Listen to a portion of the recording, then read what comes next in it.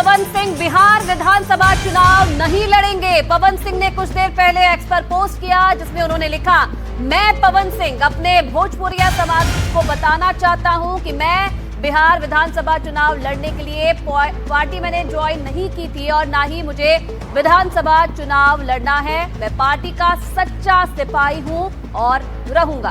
तो पवन सिंह की तरफ से खुद जो जानकारी है वो इस वक्त दी गई है। सीधा इस वक्त हम अपने वरिष्ठ सहयोगी मनोरंजन भारती का रुख करते हैं जो हमारे साथ जुड़ रहे हैं। बाबा, पवन सिंह ने इस बार कोई रिस्क नहीं लिया और औपचारिक तौर पर खुद सोशल मीडिया प्लेटफॉर्म पर पोस्ट करके बता दिया कि भाई मुझे विधानसभा चुनाव नहीं लड़ना है। संभावनाएं थी कि पार्टी उतार सकती है, इसलिए रिस्क ना लेने की वजह से ये पोस्ट आया है। निश्चित रूप से पवन सिंह को लेकर के जिस ढंग की कंट्रोवर्सी हुई, उनकी पत्नी ने जिस ढंग से उनको काउंटर किया, उसके बाद पवन सिंह को जरूर लगा होगा कि इस पूरे मामले से फिलहाल हट जाना ही बेहतर होगा। पवन सिंह ने खुद लिख दिया कि वो विधानसभा का चुनाव नहीं लड़ेंगे। यदि पिछली बार आप लोकसभा चुनाव के वक्त देखें तब भी यही हुआ था, जब उनको आसनसोल से कहा गया था चुनाव लड़ने के लिए और उसके बाद अंतिम समय में वो आसनसोल से भी पीछे हट गए थे। और इस बार इस विधानसभा चुनाव के पहले जिस ढंग से उनको बीजेपी में लाया गया, उपेंद्र कुशवाहा से मिलवाया गया और उसके बाद कहा गया कि वो शायद चुनाव लड़ सकते हैं, उस वक्त अटकलें ये लगाई गई थी। हालांकि आधिकारिक तौर पे बीजेपी ने कभी नहीं कहा था कि पवन सिंह उम्मीदवार होंगे विधानसभा चुनाव में। कई लोग ये भी मानते हैं कि यदि निरहुआ लोकसभा आ सकते हैं, यदि रवि किशन लोकसभा में है तो पवन सिंह को राज्यसभा में होना चाहिए। तो ऐसे में अब ये बात साफ हो गई कि पवन सिंह जो है वो बिहार विधानसभा का चुनाव नहीं लड़ रहे हैं, बीजेपी के लिए प्रचार करेंगे। क्या ये भी माना जाए बाबा, क्योंकि जिस तरीके से कंट्रोवर्सी शुरू हुई थी, ज्योति सिंह जो उनकी पत्नी, उन पर कई बड़े आरोप भी लगा रही थी, क्या यही एक वजह भी मानी जाए कि इसीलिए पवन सिंह पीछे हट गए और साफ तौर पर उन्होंने ऐलान कर दिया कि भाई अब मैं चुनाव नहीं लड़ूंगा, पार्टी का सच्चा सिपाही रहूंगा?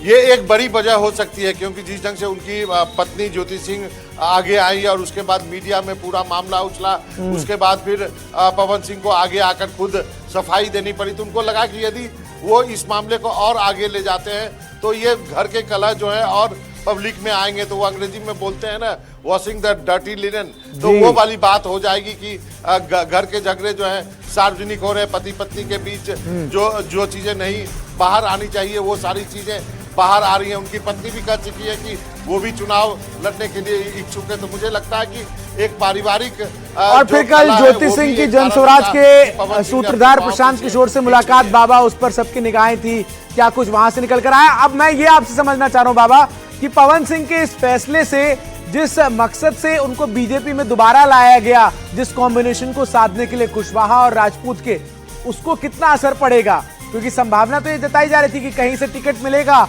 तब पवन सिंह उतरेंगे और वो जो पूरा शाहबाद मगध का बेल्ट है उसमें इसका असर आएगा। लेकिन जब पवन सिंह आगे से बढ़कर ऐलान कर दे रहे हैं कि भाई मैं नहीं लड़ूंगा, तो क्या ये कहीं ना कहीं बीजेपी के लिए एक सेटबैक माने इसको?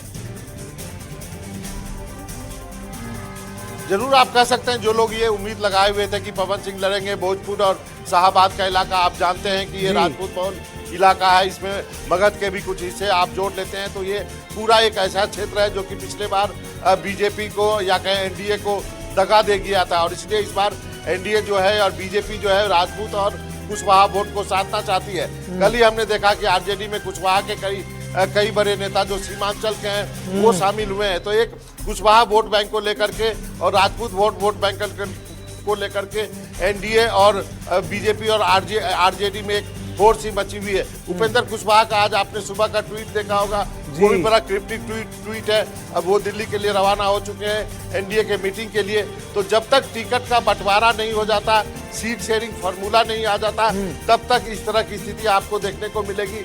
लेकिन निश्चित रूप से अभी की सबसे बड़ी खबर यही है कि पवन सिंह ने अपने पांव पीछे खींच लिए हैं और इसका असर जो है शायद आपको शाहबाद और क्या फिर बाबा ये उस तरफ इशारा कर रहा है?